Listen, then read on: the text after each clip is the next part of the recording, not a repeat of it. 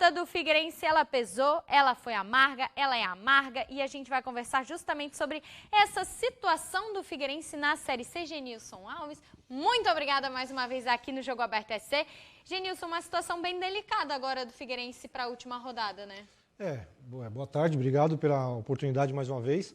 Com certeza, né? Acho que a expectativa que o torcedor tinha nesse jogo contra o Vitória, né, de pelo menos trazer um ponto, né, para poder voltar aqui para o Scarpelli com vida, né, com chances dependendo apenas de si.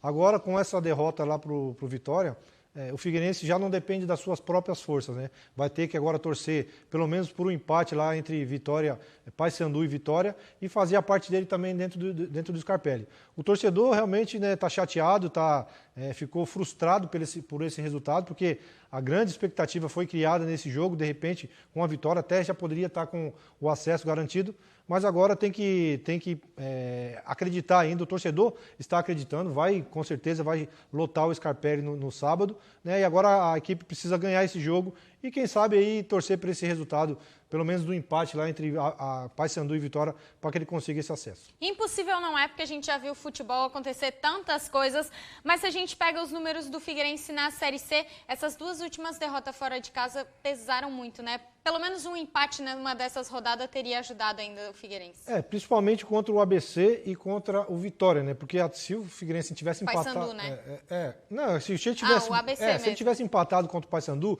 no atual cenário hoje, ele só poderia chegar a 10 pontos. O Vitória ainda chegaria a 11. Eu acho que o empate contra o próprio Vitória, esse sim. Esse era um confronto diretíssimo, que aí os dois estavam brigando pelo acesso e agora o Vitória passou à frente, né? Tem a expectativa agora de apenas conseguir uma vitória lá, um resultado simples, consegue o seu acesso. E o Figueirense precisa vencer o ABC e torcer para um tropeço lá, pelo menos um empate do Vitória contra o Paysandu lá na Curuzu. A gente falou na semana passada aqui no Jogo Aberto SC muito sobre a questão mental, né, que era um peso muito forte para o jogador entrar em campo nessa decisão contra o Vitória.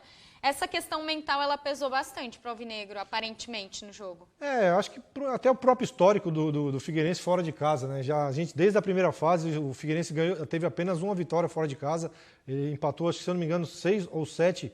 Foram 6 ou 7 empates. 7 empates e 4 derrotas. Fora de casa. Então, o histórico do Figueirense fora de casa já era difícil. Então, a expectativa do torcedor, ele tinha esse receio, que o time não jogava bem fora de casa e isso concretizou, né? Jogou 3 jogos fora de casa e perdeu as 3. Bom, agora falando para esse jogo de sábado, que o Figueirense joga diante da torcida, tem uma pressão a mais, é um jogo com muita responsabilidade, muita coisa em campo. O que os jogadores, tu que já esteve lá dentro de campo, pode pensar para esse jogo, né? Para tentar entrar um pouco dentro de campo menos pressionado? A primeira coisa que os jogadores têm que pensar e focar é fazer o resultado dele, né? Precisa buscar a vitória primeiro, para depois entender e perceber o que vai acontecer lá no jogo de Belém. Porque não adianta nada se o Figueirense não fizer a parte dele dentro do Scarpelli, né? O que vai adiantar você torcer para o resultado do Paysandu pelo menos empatar lá em Belém? Então, eu acho que o foco total é, primeiramente, buscar o resultado, focar nesse jogo, buscar a vitória, que aí depois, consequentemente, esperar para ver o resultado que vai acontecer.